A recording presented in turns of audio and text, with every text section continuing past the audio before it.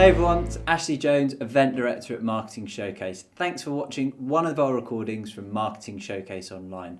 I really hope you enjoy it, and hopefully I'll see you at another one soon.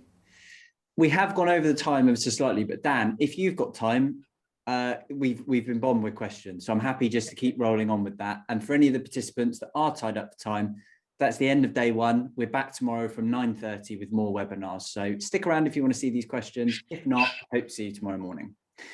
So Dan, let's dive into some questions. Now I'm going to get a couple of easy ones out the way to start with. So you were using Ahrefs, yes? Was that free or paid? We use the paid ones. Obviously, as the agency, it's a paid one. There is a £7 7-day trial. So that's what you do. And are there any other free tools that can give you good ideas for keywords? I mean, I know you can go into Google and do it yourself, but I think there are more asking, if I'd have no idea of what keywords work for my business, where do I start? So there are like Google search tools, Google Search Console. If you've got that on your own, that would give you information about your own keyword set. I would suggest that you just pay a little bit, even if you just do it for a month or two, to get these keywords, to get all the information downloaded into the spreadsheets, and then you've got that information. Okay. Now, a couple of people have asked about the relationship between SEO and PPC. Should you support SEO with use of AdWords? Should you use, do you need PPC to support your SEO campaigns? What's your sort of opinions, and can you shed some light on the topic? Yeah, sure. So PPC and SEO really don't have anything together. So if you're doing PPC, that does not mean you're going to do better on SEO, or if you're not doing PPC, it doesn't mean you're going to be doing worse. The way that SEO and PPC works together is that SEO does all the heavy lifting. It targets really broad terms and tries to generate traffic around like the head terms, which are really expensive for PPC. If you take credit cards as an example, just one click on a PPC ad, you're talking tens of pounds, whereas obviously organic is competitive, but it will be free once you get to that point. What we see is they dovetail. So they come together where we're doing organic and we're trying to get up the visibility for the head terms, and paid will be doing that. And then as we start to get visibility, we bring down paid, and paid then starts on the converting terms, which then comes in at pennies rather than pounds. Because you can be specific, you can tweak the ad copies instantly. Obviously, Google is a long-term game. Okay, and I think that kind of answers, but just in case, Emma was asking about, they've had some, they've worked with PPC and SEO agencies in the past, maybe with mixed success. They're now using an SEO agency that's set out a nice plan going forward. Do they rely on that SEO agency and disengage with the PPC company, the people that are doing their PPC ads in the next 2 years, and rely on SEO solely? So I think you kind of summarized that quite nicely in the last question. WordPress. So in WordPress, a couple of our attendees are using plugins to manage their SEO. Is that like the point where you cover your ears and kind of scream, or is that a good idea? Yes and no. So yes, to do the basics. But if you're solely reliant on a Yoast or a Rank Math or something like that to increase your SEO, then that's probably not the way to be going. Use it to do the basics. Make sure you've got your title tags in place. Make sure you've got your canonicals. Make sure it does redirects, etc.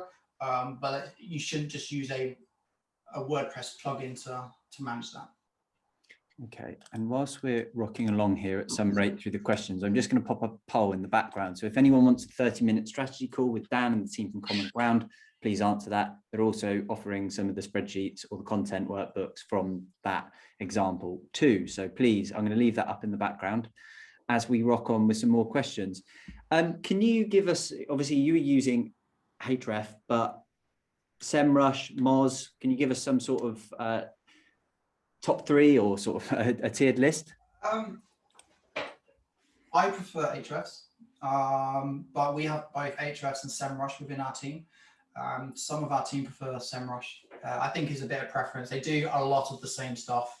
The data is fairly similar. It's just about your using of it, and Ahrefs has always been. Moz, for me personally, has gone backwards over time. They obviously branched out from just being SEO into wider, and then they're trying to bring it back into just SEO. But that's just a personal preference. I think it's understanding the data. If you're looking at tools, for me, Ahrefs, Google Search Consoles, Google Analytics are three of the key ones. Thank you. Really good question here, talking about website authority. How important is it, and how do you quickly grow your website authority? So authority is something that was built by initially Moz in terms of domain authority. Then you've got the domain rating in terms of Ahrefs. I think what you need to understand here is these are just metrics based on these tools to help sell them and to show things going up. I was ranking this site with 0 domain authority or domain rating in analytics, and I was ranking it at 2 to 3. It's going to be really about the target terms. If you're trying to target, again, credit cards, then it's just not going to be possible to have something, a brand new website with that type of content. If you're looking for how to apply for a credit card with bad credit, such a really specific search terms, then you may have a bit more ability to rank for those terms later down that line. So I think keep an eye on it. Don't necessarily just put all your attention on it, because I think it will just drive you crazy, because when they update their own tools, it will drop down or it will go up. Just really focus on, am I creating the right content? Am I getting it across based on keyword research and information that the users are providing, and stick to Google Search Console. Time for 2 more questions. So the first one being monitoring numbers of website visitors. What tools do you use to measure traffic? And we've got another visitor that's using an external company to manage all their SEO, but how can they track their visitors themselves, just so they can kind of fact check what the agency's telling them? So everyone should have access to their platforms, the analytics platforms. Now, predominantly what you see is Google Analytics is the main player. It's free and can be installed on anyone's website in seconds. There are others that are paid. So you've got, Adobe Analytics, and you've got, others out there that you can use, but the main player is Google Analytics. You should have access, and you should own your analytics platform. Regardless of whether you have a third-party agency or not. If it's us and someone comes to us and say, can you create a website? Although we don't do that, we would just say, these are all your accounts. As an example, someone comes to us recently and said, can we do PPC? Absolutely fine. We don't have an account. That's absolutely fine. Please create it, and this is the steps to do it, and then give us access. What that allows us to do then is, for whatever reason they take it in-house or thing, they still have access to that account. They should own that information.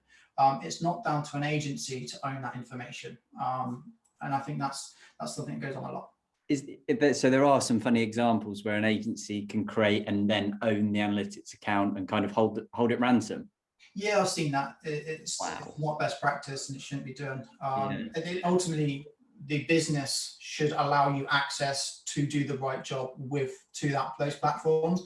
It shouldn't be your right to own it and then give the business access. It's their data.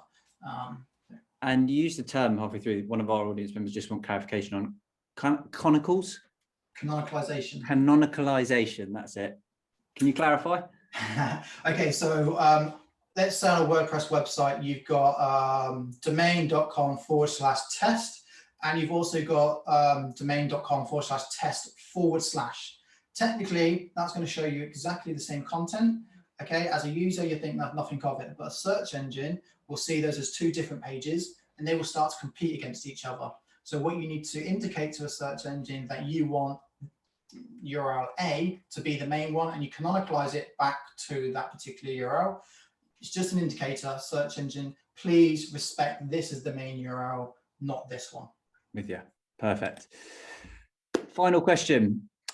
With Google and other search engines focusing more on paid ads and decreasing the amount of their real estate for organic, will this only work for so long?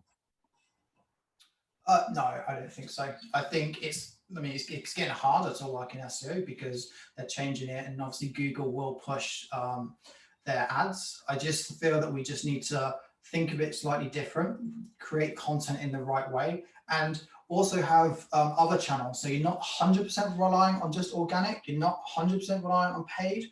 So you've got a mixture of all the holistic marketing channels. Hi everyone, thanks for watching another recording from Marketing Showcase Online. I hope you enjoyed it.